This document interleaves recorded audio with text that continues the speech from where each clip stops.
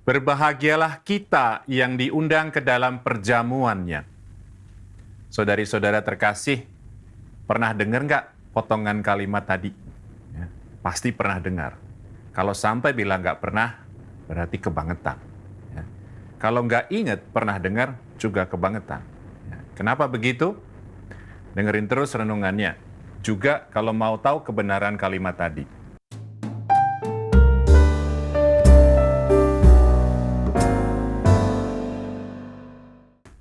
Teman-teman yang dikasihi Tuhan. Perumpamaan yang kita dengar dalam bacaan Injil hari ini punya arti yang sifatnya lokal. Ya, pertama-tama sifatnya lokal atau setempat. Tamu-tamu yang diundang tapi kemudian menolak datang melambangkan orang-orang Yahudi. Berabad-abad lalu mereka sudah diundang Tuhan untuk menjadi bangsa pilihannya. Tapi waktu anak Allah datang ke dunia dan mereka diundang untuk mengikutinya, mereka menolaknya dengan kasar.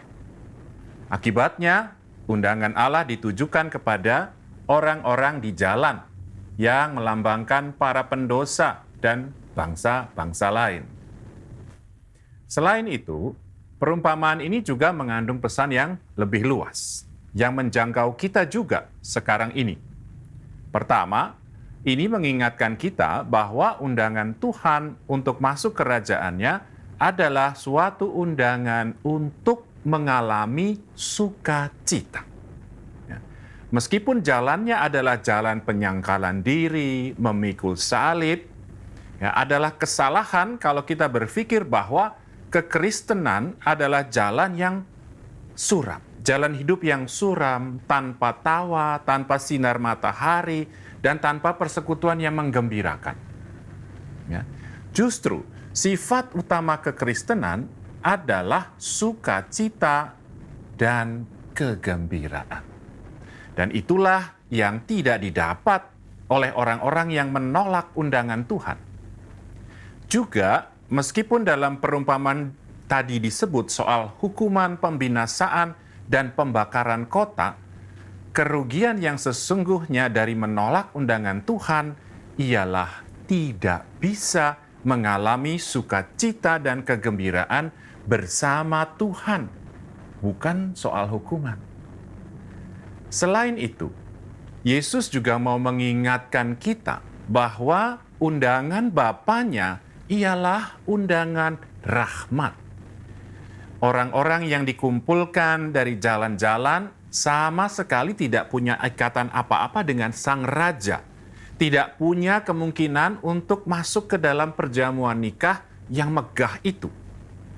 Bahkan ngebayangin aja mereka enggak. Ya. Nah, nyatanya akhirnya mereka masuk, ada di dalam perjamuan itu. Dan itu terjadi semata karena kemurahan hati Sang Raja. Rahmatlah yang mengundang, rahmat jugalah yang mengumpulkan. Saudari-saudara kekasih Allah, bukan cuma soal Tuhan saja yang diingatkan Yesus lewat perumpamaan ini, tapi juga tentang diri kita sendiri. Seperti bangsa Israel dulu, banyak orang sekarang ini juga menolak undangan Tuhan. Ada yang dengan tegas dan jelas sejak awal menolak undangan Tuhan. Tapi ada juga yang mengaku menerima undangan itu, tapi dalam hidupnya berulang kali melakukan perbuatan-perbuatan yang sesungguhnya menolak Tuhan.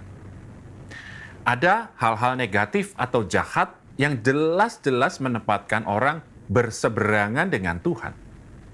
Tapi seperti kita dengar dalam perumpamaan, ada hal-hal lain yang sebenarnya baik. Namun, ketika dipilih, menjadikan mereka, orang-orang itu, menolak undangan Tuhan. Dalam konteks kita sekarang, ya, saya kira masih banyak orang gak ikut misa karena semata males. Ya. Ada yang pakai waktunya untuk senang-senang aja. Seperti dalam perumpamaan, ada juga orang yang gak ikut misa karena mengurus pekerjaan atau usahanya. Ada yang lain menjadikan kesehatan sebagai alasan. Mereka bilang, wah, minggu pagi itu satu-satunya waktu buat gue bisa olahraga, sekalian kumpul sama keluarga. Tapi Sabtu sore, Minggu sore, tetap juga nggak pergi ke gereja untuk misa. Ya, maksudnya nih dalam konteks bukan pandemi ya, bukan misa online. Kalau misa online ya tetap aja nggak ikut misa juga. Bahkan sekarang ini di masa pandemi, ketika misa-misa diselenggarakan secara online, fakta dan situasinya nggak banyak berubah. Kalaupun ada perubahan, malahan ke arah yang memprihatinkan. Ketika usaha dan perjuangan yang harus dilakukan jauh lebih mudah, ternyata orang nggak serta-merta jadi lebih rajin memenuhi undangan Tuhan. Ya. Banyak orang malah kayak luntur semangatnya untuk ikut misa. Kalaupun ikut, nggak sedikit yang ikutnya dengan seenaknya. Nggak mandi, ya, nggak berpakaian yang pantas, nggak bersikap yang pantas. Ada yang benar-benar seenaknya.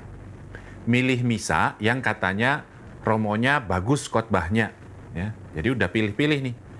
Terus karena misanya pagi, ya ikut misanya ya dengan cara nonton videonya, nonton rekamannya ketika dia udah bangun. Itu pun kalau dia bangun.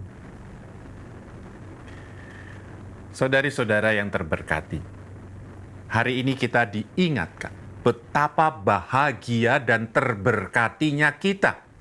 Siapapun kita diundang masuk ke dalam perjamuan nikah Sang Raja. Kita bisa ngaku sebagai orang-orang yang diundang. Ya. Kita mungkin ngerasa sebagai orang-orang berdosa dari pinggir jalan. Kenyataannya, lewat Yesus putranya, Allah mengundang kita ikut serta dalam perjamuannya. Ya. Perjamuan sukacita dan kegembiraan. Diundang aja udah istimewa. Ya. Apalagi kalau beneran datang. Betapa bahagia dan terberkatinya kita. Ya. Mari, saudari-saudara terkasih, jangan sibuk sendiri. Jangan kebanyakan alasan. Jangan mau enaknya sendiri. Mari, belajar lebih sadar betapa besar rahmat yang ditawarkan ke kita. Ya. Belajar lebih wise and smart untuk nggak nolak tawaran Tuhan. Undangan Tuhan buat kita, ya, gak perlu dihukum kok. Kita nolak aja udah rugi sendiri, dan ruginya tuh gede banget. Ya. Kalau perjamuan yang sekarang aja kita nggak pernah datang, gimana kita mau masuk perjamuan yang berikutnya, perjamuan kekal abadi? Jangan lupa, berbahagialah kita yang diundang ke dalam perjamuannya. Tuhan memberkati.